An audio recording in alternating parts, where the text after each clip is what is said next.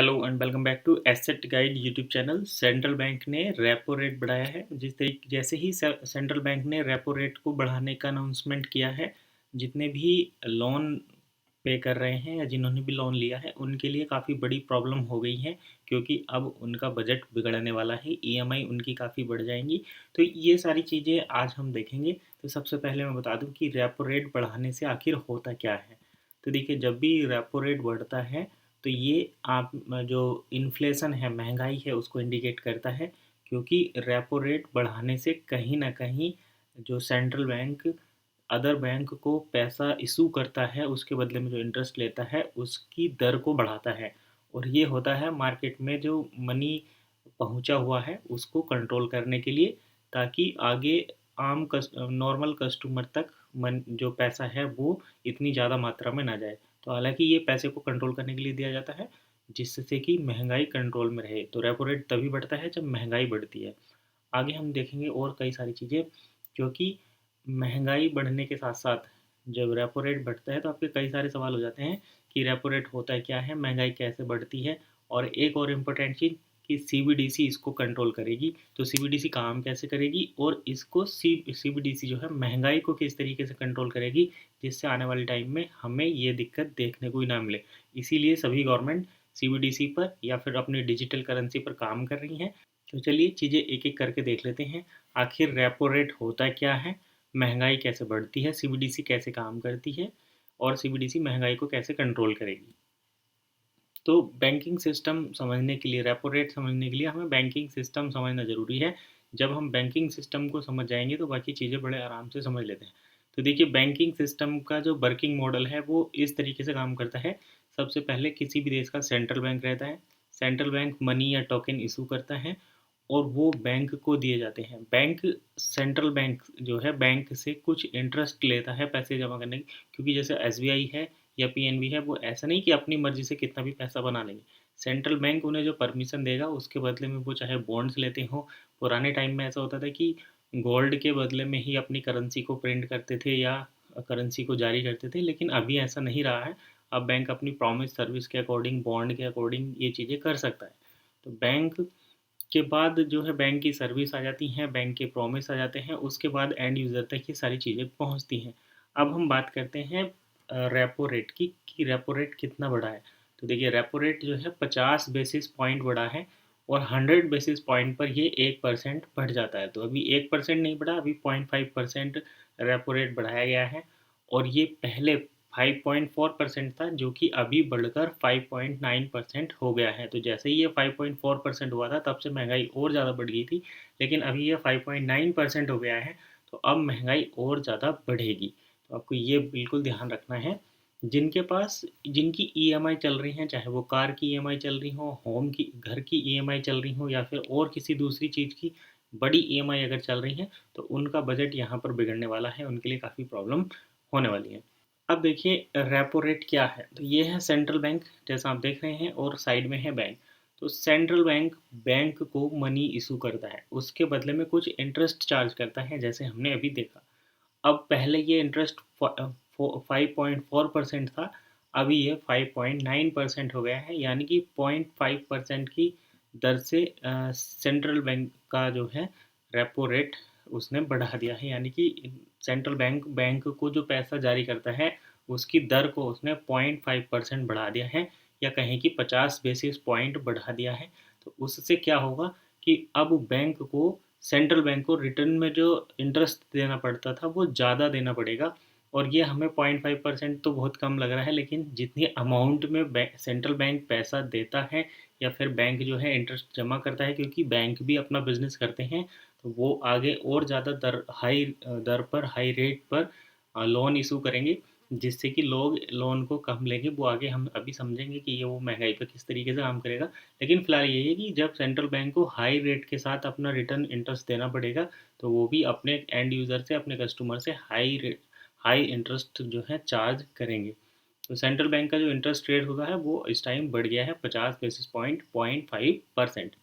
तो अब देखिए, इन्फ्लेशन कैसे बढ़ती है, महंगाई कैसे बढ़ती है, वो हम देखेंगे, और किस तरीके से ये चीज़ें काम करेंगी, ये सारी चीज़ें हम देखें। तो देखिए, सेंट्रल बैंक जब मनी इशू करता है बैंक को, और बैंक जो है उसे इशू करता है आगे कस्टमर के पास या एंड यूज़र के पास। अब जब सेंट्रल बैंक ने बैंक को अथॉरिटी दे दी कि आप इतना पैसा, चाहे वो 1,000 करोड़ हो या 10,000 करोड़ हो, ले सकते हैं, तो बैंक अब उस पैसे से बिजनेस करेगा। और वो बिजनेस करता है कस्टमर से, और कस्टमर को वो इन ऑफ़र भेजते हैं कि आप ये ईएमआई लोन ले लो, आप कार लोन ले लो, होम लोन ले लो, और उनको सस्ती दर पर home loan, car loan provide कराते हैं, क्योंकि बैंक के पास पैसा पड़ा है, सेंट्रल बैंक ने उन्हें पैसा दे दिया। अब बैंक उस पैसे को कस्टमर को देगा, कस्टमर उसको लोन के फॉर्म में कार लोन, होम लोन या ये जितने भी टाइप के लोन रहते हैं वो लेंगे। तो उससे क्या होगा कि लोगों के पास बहुत पैसा पहुंच जाएगा, और वो चीज़ों को खरीदेंगे कम रेट पे, मतलब ज़रूरत नहीं है तब भी खरीद लेंगे, कोई इनसा हमें ज़्यादा इंटरेस्ट रेट देना पड़ रहा है। इस तरीके से मार्केट में जो मंदी आ जाती है, और मंदी मतलब लोगों के पास पैसा बहुत हो जाता है, चीज़ें लिमिटेड रहती हैं, ज़्यादा से ज़्यादा वो करने की कोशिश करते हैं। अभी इसको और एग्जांपल से समझिए। ये देखिए, अगर मान लो हमें एक कार लेनी है और दो लोग हैं, मतलब दो कैंडिडेट हैं जिनको कार लेनी है। एक के पास, यहाँ एग्जाम्पल के लिए आप देख सकते हैं हम दिखाया है, एक के पास 10 लाख रुपए हैं, एक के पास 20 लाख रुपए हैं, कार एक ही है। अब इन दोनों को कार चाहिए, जो 10 लाख रुपए जिसकी लिमिट है वो 10 लाख रुपए से ज़्यादा पे नहीं कर सकता, लेकिन जिसके पास 20 लाख रुपए हैं वो ये कहेगा कि भाई ये कार तो मुझे ही चाहिए, मैं इसके तुम्हें 12 लाख 15 लाख दे सकता हूँ अगर ये कार तुम मुझे दोगे। जैसे वो एक अनार 100 बीमार वाली कहानी रहती है। तो जब अनार एक है, बीमार 100 है, तो वो उसको महंगे से महंगे रेट में खरीदेंगे कि हमें मिल जाए। तो अब जब दो लोगों के पास, एक के पास 10 लाख रुपए है, एक के पास 20 लाख रुपए हैं, तो 20 वाला जो है उसको महंगे दाम में खरीदेगा। तो इससे क्या है, महंगाई बढ़ी, पैसा आया तो मंदी हुई, लेकिन जब डिमांड बढ़ी तो चीज़ों पर इन्फ्लेशन बढ़ गया, यानी कि लोग सेम प्रोडक्ट के लिए ज़्यादा पैसा पे कर रहे हैं। तो लोग, जब क्योंकि लोगों के पास पैसा है इसलिए वो ज़्यादा पे करेंगे, तो ये महंगाई को बढ़ाएगा। इस ये इस एग्जाम्पल से हमने समझा। अब आगे देखते हैं कि सीबीडीसी वाला जो सिस्टम है, क्योंकि इस महंगाई को कंट्रोल करने का एकमात्र साधन है सीबीडीसी सिस्टम। और सीबीडीसी कैसे काम करेगा, तो यहाँ पर देखिए, सेंट्रल बैंक मनी को जनरेट करता है, चाहे वो कैश के फॉर्म में हो चाहे टोकन के फॉर्म में हो, उसको बैंक को इशू करता है, बैंक उसे आगे पहुँचाता है। लेकिन जब हम फ्यूचर की टेक्नोलॉजी की बात करते हैं, तो यहाँ पर सेंट्रल बैंक जो है वो डिजिटल कॉइन जनरेट करता है, और वो कॉइन सीधे एंड यूज़र को दे दिए जाते हैं, यानी कि बीच में बैंक का रोल ख़त्म हो जाता है। ना तो बैंक को कोई इंटरेस्ट लेना है, ना कोई रेपो रेट लेना है, कुछ नहीं लेना, क्योंकि जितनी क्वांटिटी एक बार प्रिंट हो गई, जितना कोड से एक बार जनरेट हो गया, ब्लॉकचेन टेक्नोलॉजी में जितना रिकॉर्ड एक बार बन गया तो वो बन गया, अब उतना ही रहेगा। अब जब तक अगला नेक्स्ट ब्लॉकचेन में अपग्रेड नहीं होता तब तक वही रहेगा, और वो जो है पूरी सर्कुलेशन जो है कंट्रोल करेगा। तो जब रेपो रेट ही नहीं बढ़ेगा तो महंगाई नहीं बढ़ेगी, लोगों के पास जितना पैसा है वो रहेगा। एक्स्ट्रा लोन लोन सिस्टम एकदम ख़त्म हो जाता है सेंट्रल जो सीबीडीसी है उसके कंसेप्ट में। तो यहाँ पर लोन फ्री वर्ल्ड हो जाता है और डेप्ट फ्री वर्ल्ड हो जाता है, यानी कि एक ऐसी सेंट्रल बैंक डिजिटल करेंसी एक ऐसी दुनिया बनाता है जहाँ ना कोई ऋण रहता है, और ना ना कोई यहाँ पर कर्ज रहता है, ना कोई यहाँ पर, मतलब यहाँ पर किसी प्रकार का कर्ज फ्री कंट्री रहती है। कर्ज फ्री सिस्टम, डेप्ट फ्री सिस्टम जो है वो सेंट्रल बैंक डिजिटल करेंसी बनाती है। तो जब डेप्ट ही नहीं रहेगा तो उसका इंटरेस्ट रेट ही नहीं बढ़ेगा, और जब इंटरेस्ट रेट का ही सिस्टम नहीं रहेगा तो वहाँ पर महंगाई नहीं बढ़ेगी। आगे देखते हैं कि सीबीडीसी महंगाई को कैसे कंट्रोल करती है। हालांकि हमने ये चीज़ समझ ली है, लेकिन फिर भी अब देखिए, सेंट्रल बैंक बैंक को मनी इशू करता है, मनी आगे कस्टमर को। अब सेंट्रल बैंक ने 5.9% की दर से जब सेंट्रल बैंक को फंड इशू किया है, तो सेंट्रल जो बैंक हैं, बैंकिंग जो सिस्टम है, बैंक जो है वो भी अपना बिजनेस लेंगे, क्योंकि उनके अपने रेंट रहते हैं, अपनी सैलरी रहती है, अपना बिजनेस मैनेजमेंट रहता है, सारी चीज़ें रहती हैं। तो 5.9 पर जब बैंक को ही मिल रहा है, तो वो आगे कम से कम उसको 14-15 पर देगा। अभी आप क्रेडिट कार्ड के लोन देख लीजिए, कितने हाई ईएमआई रेट आपको देने पड़ते हैं।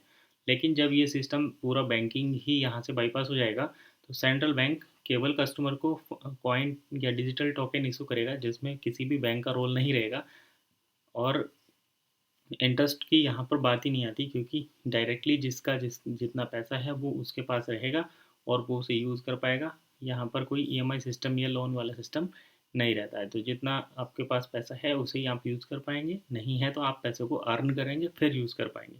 तो इस तरीके से सीबीडीसी सिस्टम जो है महंगाई को कंट्रोल करता है, क्योंकि यहाँ पर लोन नहीं दिया जाता। लोन फ्री वर्ल्ड जिसको कहते हैं ना, लोन फ्री डेप्ट फ्री, वही महंगाई को कंट्रोल करता है। अदरवाइज आपको कम इंटरेस्ट रेट पर पैसा मिल जाएगा, आपके पास ज़्यादा पैसा रहेगा। आप उसको ज़्यादा यूज़ करेंगे। कम कम दाम की जो प्रोडक्ट हैं, कम प्राइस के जो प्रोडक्ट हैं उसके लिए आप हाई हाई प्राइस पे करेंगे और खामखा महंगाई को बढ़ाएंगे। जितना ज़्यादा मनी प्रिंट होगा उतनी ज़्यादा महंगाई बढ़ती है। तो यही एग्जाम्पल आप जो है कई सारे देशों के साथ देख सकते हैं। कोरिया इसका एक लेटेस्ट एग्जाम्पल है। कोरिया में काफ़ी मनी प्रिंट हुआ था। इंडोनेशिया में भी यही कंडीशन हुई है। तो आप देख सकते हैं जहाँ पर जितना ज़्यादा मनी प्रिंट होता है वहाँ पर उतनी ज़्यादा महंगाई बढ़ती है। सीबीडीसी क्या करेगी, central bank digital currency blockchain technology पर रहेगी। यहाँ पर एक बार जितने डिजिटल कॉइन प्रिंट हो गए आपके फिएट करेंसी के इक्विवेलेंट, वो उतने ही रहेंगे और डायरेक्टली कस्टमर के पास रहेंगे। बैंकिंग का रोल ख़त्म, लोन डेप्ट वाला सिस्टम खत्म, तो महंगाई भी खत्म। आप इसको एक और तरीके से समझिए, डिमांड एंड सप्लाई की जब बात आती है तो देखिए एक कार है, दो उसके बायर हैं, दोनों के पास 20-20 लाख रुपए हैं। कार का प्राइस 20 लाख रुपए है। कार का प्राइस मान लो 10 लाख रुपए है या जितना भी है, छोड़ो, कार का प्राइस सेम है। अब दो बायर हैं, दोनों के पास लिमिटेड मनी है, यानी कि 20-20 लाख रुपए हैं। अब कोई भी 20 लाख से ज़्यादा की इस कार को नहीं खरीद सकता। क्यों? क्योंकि उनके पास लिमिट ही 20 लाख रुपए की है।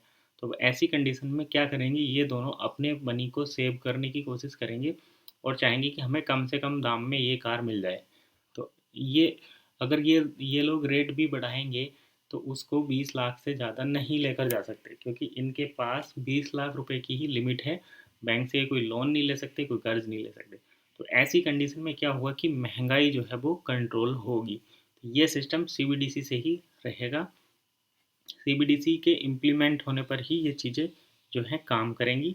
लोगों के पास लिमिटेड पैसा रहेगा, कोई उन्हें लोन नहीं मिलेगा, कोई उन्हें उधारी नहीं मिलेगी। तो वो अपना पैसा ही यूज़ करेंगे और उसको कम से कम यूज़ करने की कोशिश करेंगे। और जब डेप्ट फ्री वर्ल्ड बन जाएगा तभी जो है असली ग्रो, असली तरक्की जो है वो होती है। तो यही था आज की इस वीडियो में। हमने देखा कि रेपो रेट बढ़ा है। रेपो रेट बढ़ने से ये रेपो रेट 50 बेसिस पॉइंट बढ़ा है, यानी कि 0.5% जो है इंटरेस्ट रेट सेंट्रल बैंक ने बढ़ा दिया है। इसको सीबीडीसी से कंट्रोल किया जा सकता है। सीबीडीसी वाला सिस्टम जब इम्प्लीमेंट हो जाएगा तो रेपो रेट वाला जो सिस्टम है वो, मतलब सीबीडीसी सिस्टम जब CBDC central bank digital currency का फाइनेंशियल सिस्टम जिस टाइम एक्टिवेट हो जाएगा तो वो करंट बैंकिंग सिस्टम को बाईपास करेगा और लोगों को यहाँ पर डेप्ट नहीं दिया जाएगा, क्योंकि डिजिटल करेंसी डेप्ट फ्री वर्ल्ड का अनाउंसमेंट करती है। जब डेप्ट फ्री हो जाएंगे तो इन्फ्लेशन अपने आप कंट्रोल हो जाएगी, क्योंकि लोगों के पास लिमिटेड पैसा रहेगा और वो उसको ज़्यादा खर्च नहीं करेंगे। यहाँ पर सेंट्रल बैंक जो है अपनी मर्जी से कोई भी पैसा कभी भी जनरेट नहीं कर पाएगा या प्रिंट नहीं कर पाएगा, क्योंकि ब्लॉकचेन टेक्नोलॉजी में लेजर में सबका रिकॉर्ड जो है वो सबके पास रहेगा और यहाँ पर अथॉरिटी रहेगी। हालांकि सेंट्रल बैंक प्रिंट कर सकता है, लेकिन उसके लिए काफ़ी चीज़ें लगती हैं जो कि एक लिमिट तक कंट्रोल रहेगी और सबके पास रिकॉर्ड रहेगा कि इतना ही पैसा है और वो लिमिटेड पैसा रह जाएगा। तो यही था आज की इस वीडियो को बनाने का मेन ऑब्जेक्टिव। आई होप आपको जरूर पसंद आएगा। वीडियो अच्छी लगी तो लाइक करें, कमेंट करें